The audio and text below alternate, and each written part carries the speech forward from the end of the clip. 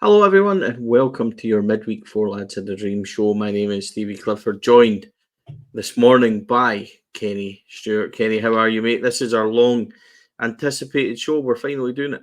Yeah, I'm looking forward to it, mate. I'm good, tired. Had a few beers last night, so feeling a wee bit rough, but I'm on the coffee. Show us your cup. You get myself one of them as well. But I'll get you one, buddy. You don't you worry.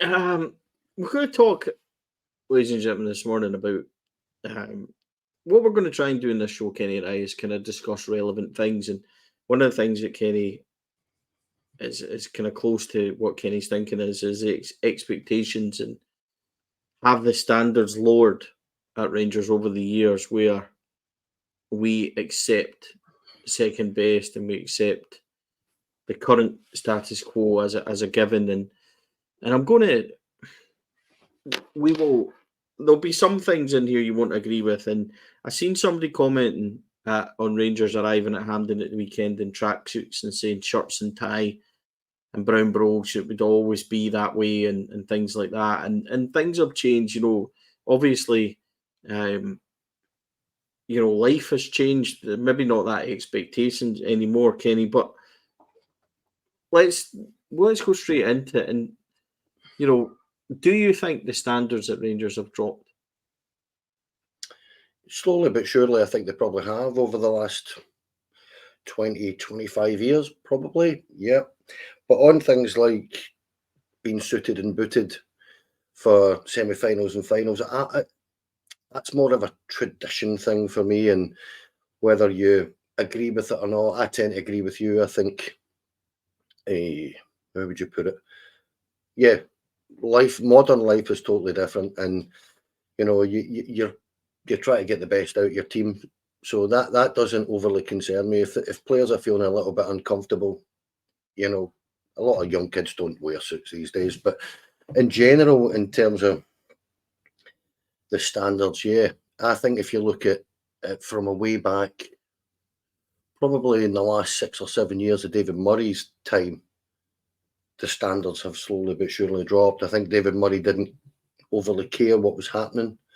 I think he knew the writing was on the wall, and from there, if you look at a boardroom at boardroom level, there's been chaos for the last 15 or 20 years, Stevie, and I think that's aided, if that's the word for it, the kind of drop in expectations and standards, and what happened in 2012 has lowered the expectations. But I don't know, what do you think? Because that was my kind of take on it when I thought of the idea here. I'm going to I'll use a conversation that I had with people at Rangers in the summer, and it was to do with our youth program, and I asked why it was acceptable for various age groups. I'm talking about 14s, 16s, 18s to be occurring such heavy defeats to the likes of Hamilton and others. Hearts, I think there was a couple of 6-0, 7. There was really high scoring defeats. And my question was, why are we allowing that to happen? Do we have the right people in training, etc.? And what I was told is that it's more important for these age groups to get experience and to understand, because in those, so in the older age group, it was described to me as there was a lot of younger players playing in that, and that was great for their development because we have 4 to 6 of the best at that level in the country, etc., etc. And my answer to that was, but this is Rangers. You need to win at every single level, no matter what. And I just felt like there was more impetus being put on experience, and it doesn't matter the result because we need to ready them to the first team. And my point of view was that if you're readying them for the first team, and by the time they get to the first team, they've got it drummed in that results don't matter and things like that, then I think that it's a mindset that's quite dangerous to us. Where, let's be quite blunt, winning is the absolute only thing that should matter to you. And Walter Smith said something very famous, and I'm going to paraphrase it, but it was, the line about being second. When you come into Rangers, being second, should never be acceptable, and things like that. So, and Walter was right. I don't think we can lose that tradition, Kenny. And it just seems to me when other factors are put in about, it's not about winning, it's about experience and things like that. I think that starts, and when you across the board in the football club, there's been so much, how do I say this? There's been so much unrest throughout the club on various levels. I think that expectations come with normalising our football club, Kenny. And I think that's maybe a bigger question, that when it comes to Rangers just being normal, we're going to build a sports bar. Here's where we're going to do it. This is when we're going to do it by. And it's just going to be done. And it's going to be a normal transition. It shouldn't be 2 years later or 18 months later, we're wondering why it's taking so long to build a museum, etc., etc., etc. So those expectations, and I think it all kind of wraps into one where it's easy just to not tell the support anything, or it's easy just to make these decisions, or easy just to let the support down, because we've come accustomed to accepting that we never get things right. And that's, I think, along the lines of the expectation of the club currently, if that makes sense. It does make sense. And there's a reason there's a phrase, we welcome the chase, with Bill Struth. And it suggests that we have a mentality that we should be top. We should be the first team in Scotland at all times. Now, that is always, clearly not always going to be possible. But at the same time, Stevie, when you, as you say, when you're instilling into kids that experience is more important than winning, I don't agree with that. To me, you're at Rangers and you're there to win, and to win as many games as you possibly can. Every game, realistically, obviously isn't possible, but you should be there to be the best player you can be, and the best team that you can be. And I don't care what level that is at, because if you're breeding a mentality that, not to say that it's okay to get beat 5 and 6 now, and I do know that Hearts and Hamilton's academies are excellent, so on a side issue there, but ours isn't.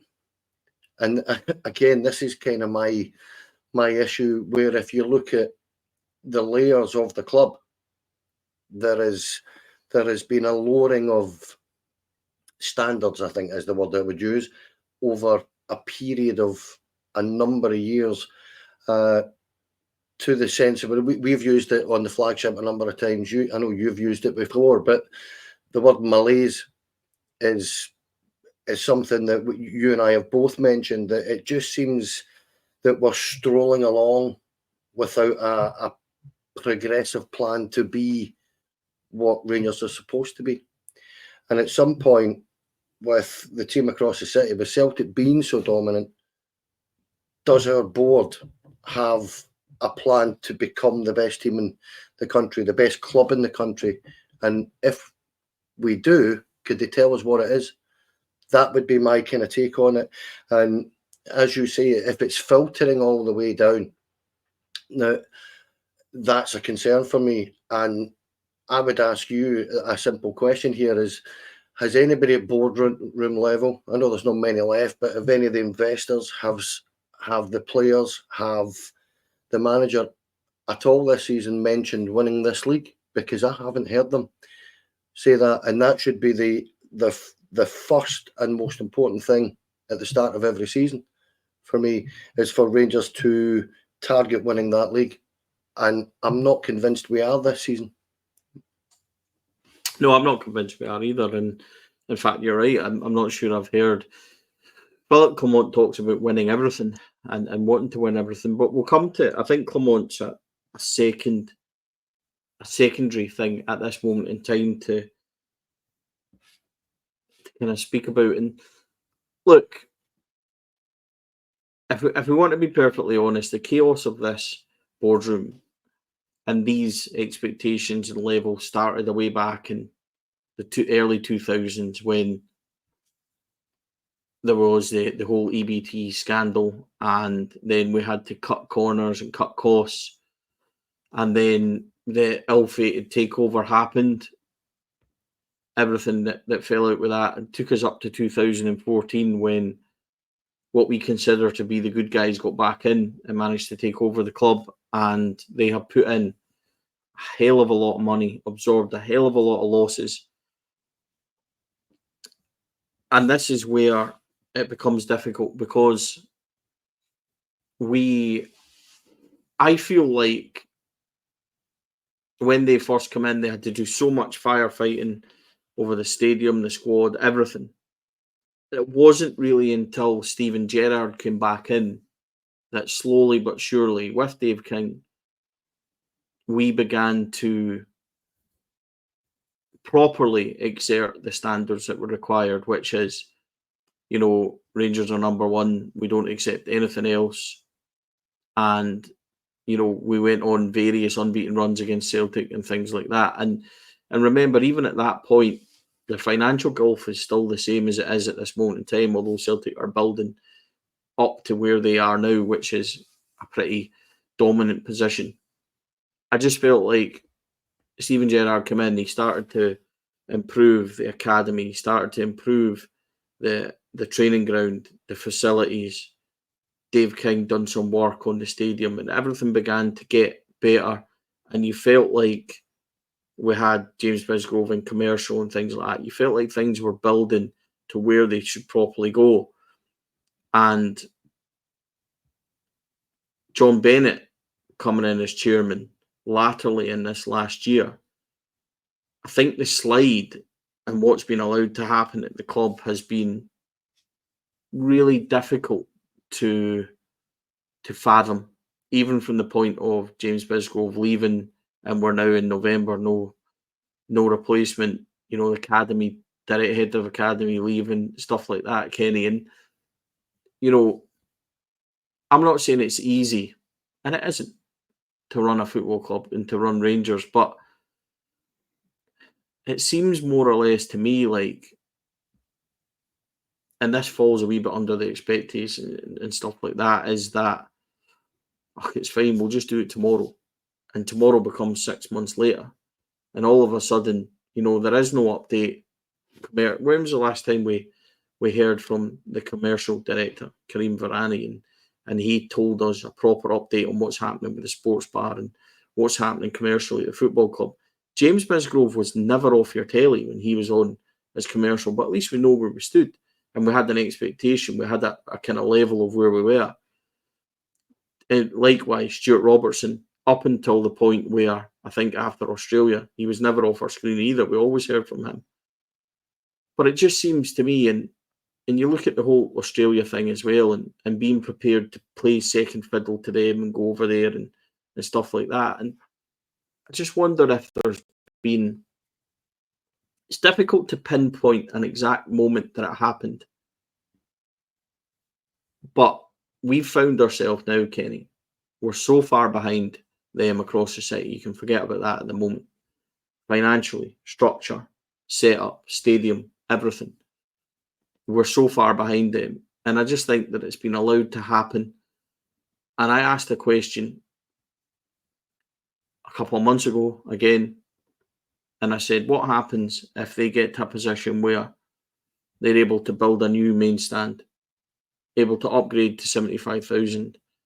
What are we doing? What are we planning? What's the infrastructure here at this football club? Why are we not thinking, how can we improve our stadium? How can we improve what's happening? What's our strategy on the pitch? What we're trying to do? And nobody could kind of answer me other than saying, well, we'll try and fix a bit at a time. And it goes back to asking Douglas Park by Club 1872 years ago at the AGM, what's your plan? Our plans to win games. It's difficult for me to pinpoint a moment, Kenny, sorry, that these things have happened. but they've all happened under our watch. And slowly but surely we find ourselves in a position that was almost guaranteed to happen with that level of expectation being dulled right down. Yep, and you make a good point about the Australia thing, the debacle that was. There's almost been a disconnect between certainly at board level and fans since then. And for me, it comes down to priorities and getting your priorities right. And I feel personally we haven't. You mentioned Steven Gerrard there. Now, Steven Gerrard's priority at all times was the football and the first team and getting players to perform for him at the level that he wanted them to. And since he's left, I think there's been a kind of void in that connection that perhaps fans have. You know, we had Gio thereafter and Michael Beale thereafter, and both guys that the fans wanted, but there was still a feeling of being slightly, how would you put it? I wouldn't say adrift, but more like you don't feel quite as close to the club as you should. I don't know if you'd agree with that, but I kind of feel that way, that the prioritising just about anything other than the first team over the last few years has been a real concern for me. Where, and just to talk about this very quickly, the expectation levels to win a league title at Rangers should never not be that. It should always be there at the start of each season, because with our players, with our budget, with the ability to get a top manager and top coaches, all you have to be, Stevie, is better than the other 10 teams and be distinctly better than those other 10 teams. And our league will come down to 4 games against Celtic. And it's that simple, because you'll drop some points here and there, but so will they. And then it comes down to 4 literal cup finals. And that, without simplifying it too much, is all you have to do, is make sure that you are better. And with the budget that you have, you should be better than those other 10 teams and take a minimum of 10, or 9, 10 points against all of them all the time. And that shouldn't be too difficult for a Rangers team to do. But over the years, we've found that incredibly difficult at times. And I can't really put my finger on it, apart from if you were to sit there and judge it and say, what is it we do that's causing us to not be that consistent? It would be we're not playing attacking football for 90 minutes. It's almost like we're too concerned about what another team can do. That's my point about where we should show these teams, with all respect to them, I'm going to kind of contradict myself, show them as little respect on the football pitch as we can. Treat them with, respect, obviously, but know that you're better than them. And I think that's part of our issue, that we're going onto our pitch at times, particularly away from home. And I don't know if we feel before we're already on the pitch that we are. And that comes down to, personally for me, that's coming down to the fact that should be instilled into a brand new player. The minute he walks in the door, listen, you have to win every single game at this football club. It's just what's going to be demanded of you. And for me, that's where the disconnect is coming. I think that we are in a situation where most fans, I'll put it that way, aren't particularly impressed with the goings on at board level, and haven't been for a couple of years. And I think that stems from Australia, where the reaction to that was proper toxic. It was venom. A lot of it, from most people. You could look at Edmiston House, just a simple little thing, that building Edmiston House, which I think is a cracking facility, but the very fact that you can't hold your own AGM at it just seems mental to me. It just seems like one of those things. Well, what on earth were you thinking? Make sure that if you're going to hold events, but you can hold your own event, that kind of thing. The sports bar you've talked about as well, where it's still sitting there. I haven't been past it for a couple of weeks, but you look at it and think, well, we were told that would be here at the start of the season. That was already late, and we're still sitting with it at the minute, just sitting there as a bare shell. And it shouldn't take that long to fit a shop effectively, or fit a bar. It doesn't take that long. So it's the lack of communication and the lack of doing the right thing that is concerning me. And again, I'll put it to you. Where do you see us in a few years? Because at this minute in time, I'm not sure where we are. Well, I think that's the 101. When you were talking there, I was thinking, and I think everybody will say, Kenny, that Steven Gerrard very famously sat in the enclosure and said, "We need to fix the roof while the sun's still shining." At that moment in time, I felt like we had a very good football club in place. We had a boardroom that seemed invested. We had a team on the football pitch which had assets, which we would later go on to reach a European final from more or less that squad. We had players that could develop. We had the nucleus of a squad that could really go on. And I'm not saying dominate, but at least potentially put in a challenge. We allowed Steven Gerrard to leave probably too easily at that moment in time with very little fight. And we then withdrew kind of transfer funding for Gerrard. He moved, etc., etc. It felt like that was the real moment where we could have built on everything and sustained. So people are going to point to that, and I realise that. However, I think the drop off in the last year has been absolutely alarming around the football club, not only in it, what we're seeing on the pitch, but everywhere else.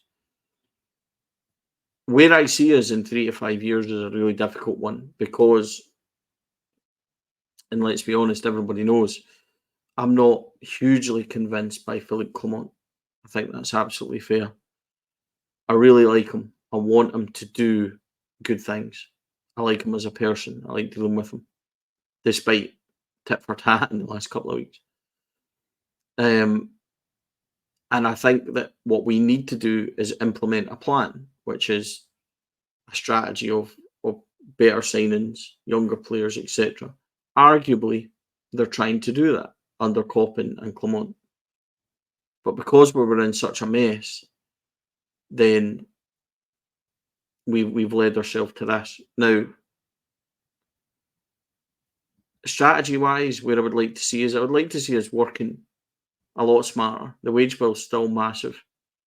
And 2 or 3 years ago, I sat in a meeting with Stuart Robertson, Dave Graham, and Graham Park and things like that. And I warned at that point, I think the wage bill at that point was in the region of 35 million. And I said, that's 5 million too high. And Stuart Robertson was pretty dismissive of a wee blogger pointing out to him that our expenses are massive and we were heading towards a situation where we were going to be manifesting massive losses and having to make these cost-cutting measures, which we're now having to do. I'd like to see a proper strategy, a proper business strategy. I'd like it to be set out for us.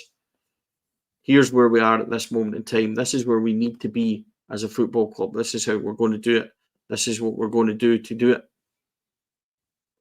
You know, we've got a top-class facility in the academy up the road. This is how we're going to... I think there's something... Somebody told me the other day there was 46 coaches at the training ground. A remarkable number. Wow. And I would like to find out... I'd like a proper structure of the academy. I'd like a proper setup. I'd like to know who's coming through. Are we planning for the future contract-wise and things like that? And that's the kind of structure that I would like to see. A wider thing, possibly, I'm going to discuss getting to, you talked about the football on the park and things like that. And the way that society has changed, Kenny, is an example I'll give. And football has changed. And look, people will maybe not like this, but when I grew up with guys like Goff and Butcher, Ian Ferguson, your Ali McCoist, and everything else. And I don't feel that we've got that level of player in our dressing room, not only ability wise, but character wise, where I listened to our captain at the awards ceremony and they asked him, what's his high point of the year? And I thoroughly expected him to say scoring the winning goal in the League Cup final to win silverware for Rangers. And he didn't. He said it was his goal against Hibs that made him the highest scorer defensively in Great Britain history. And that's a wonderful achievement. But our captain now puts out a reel at the end of the season where Rangers have not won anything, and it shows our goals and defeats and things like that. And this isn't a James Tavernier thing.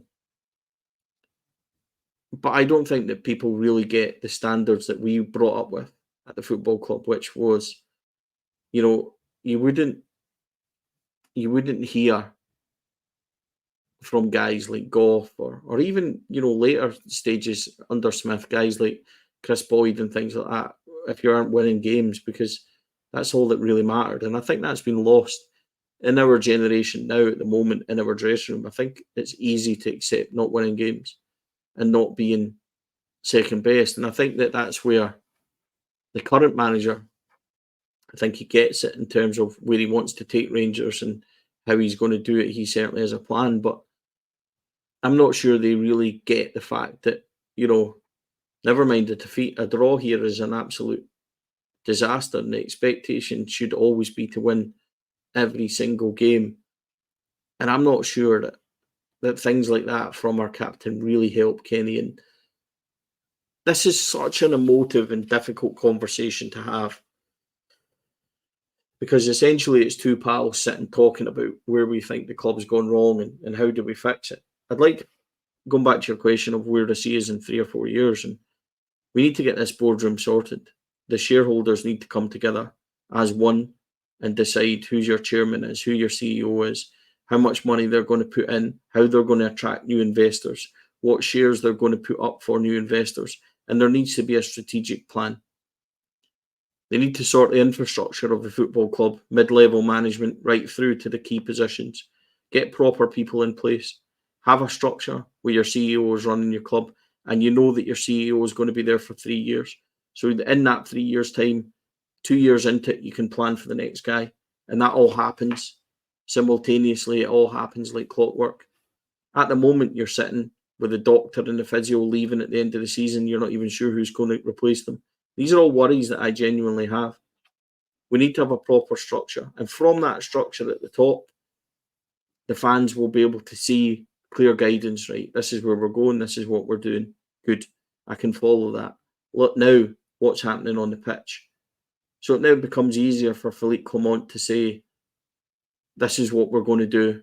This is how we're going to target the transfer market. And this is what we're going to do. And at least then, the gulf at the moment between us and them is so massive. It is absolutely massive that we can almost, for this moment, forget about them. Excuse me. We forget about them. They're over the horizon at this moment in time. But it's not insurmountable. But it needs a proper build-up, a proper structure, foundation behind it before we can start thinking about chasing anybody. And in order to do that, Kenny, you need to get the key things right before. So where I see us in 3 to 5 years will depend on the ability of this shareholders and this boardroom to get together and fix the material issues that are staring us right in our face, give us a pathway, give us a guideline, and then everything else will hopefully follow from that and there.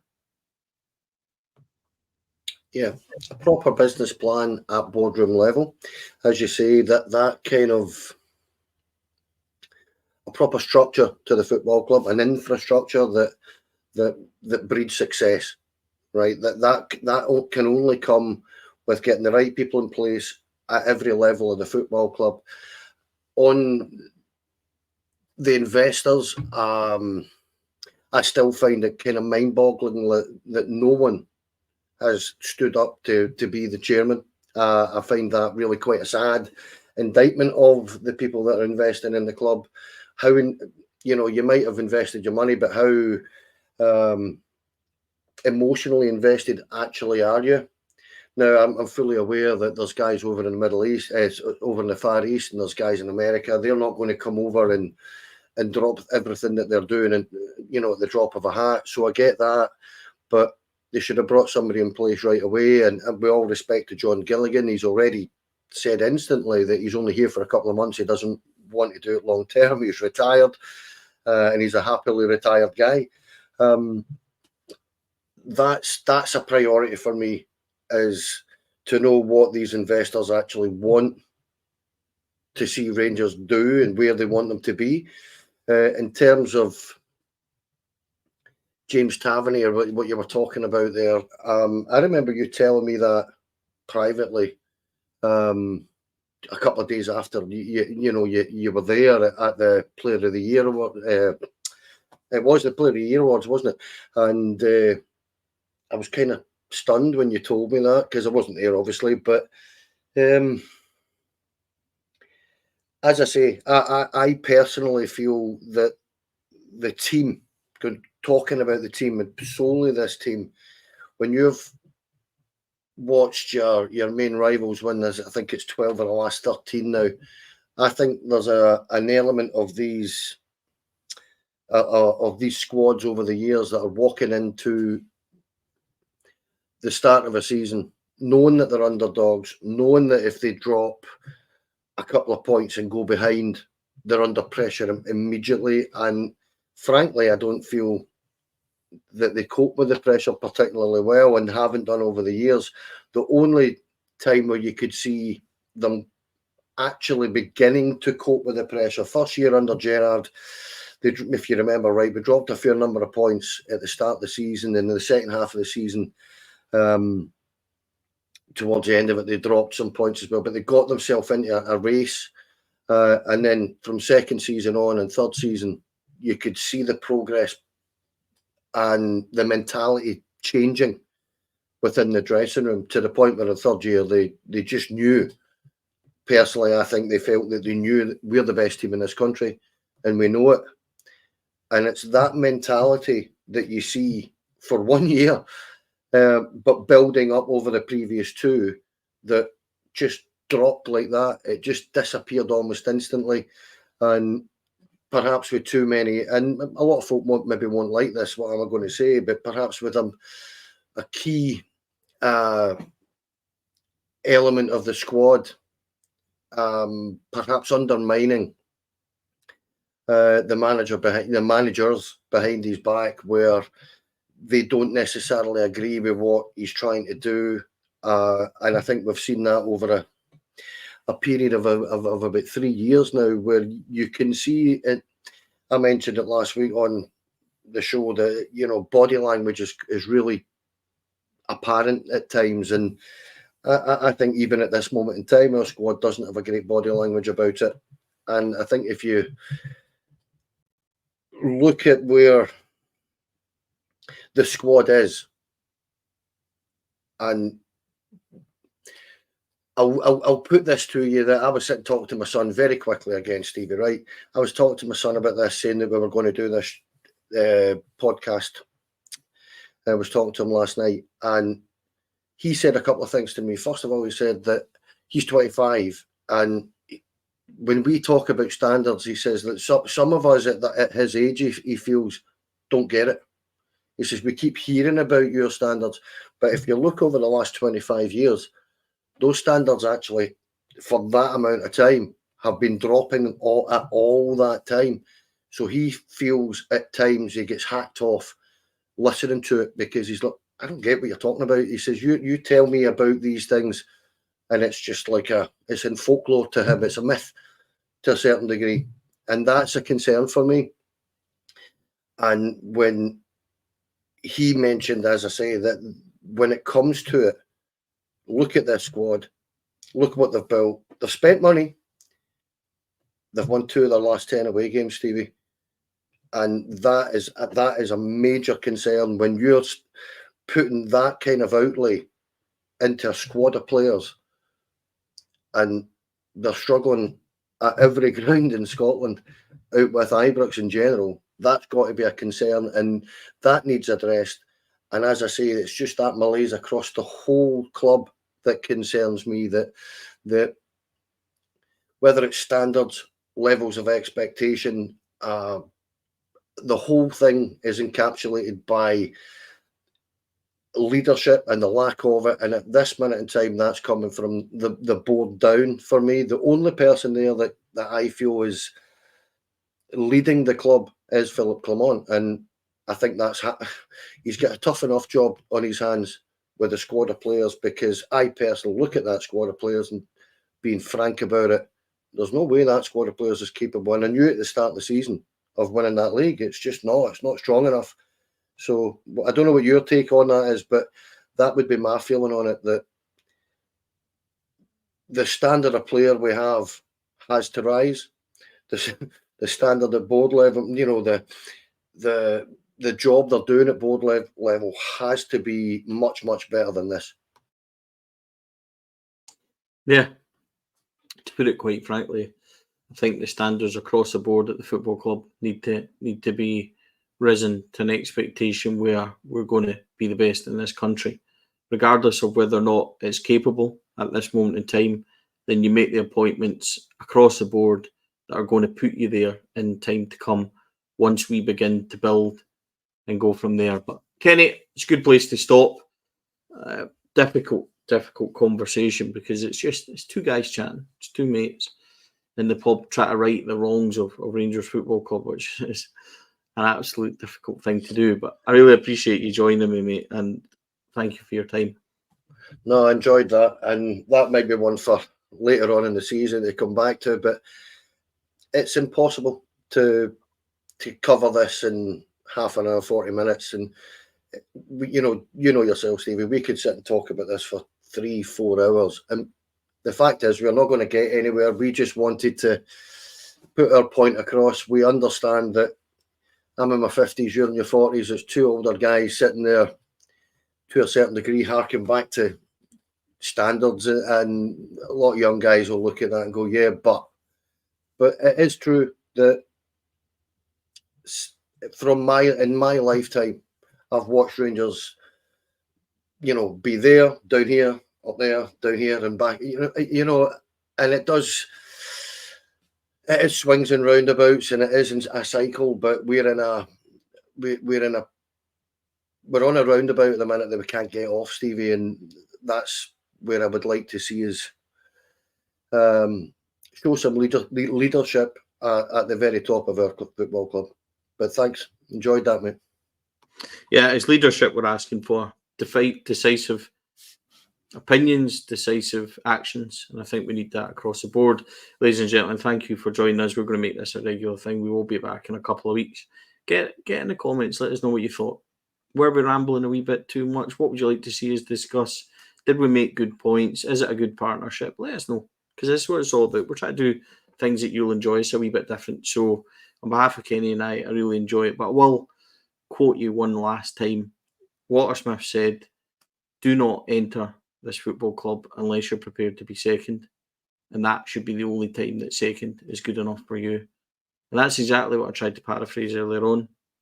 And I think somewhere along the lines that's got lost. It's time for shareholders, boardroom, everybody to put this football club first and make sure that the structure and the infrastructure and the wider football club is in a healthy position going forward.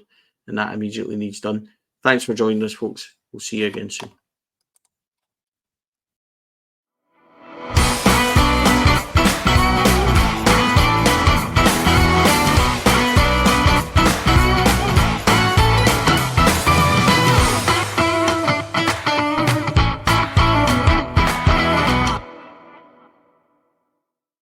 Four Lads podcast is sponsored by Rhino Express, Clyde Joinery, Athol Industrial Solutions Limited, and CSD Air Conditioning, along with Art of Gold.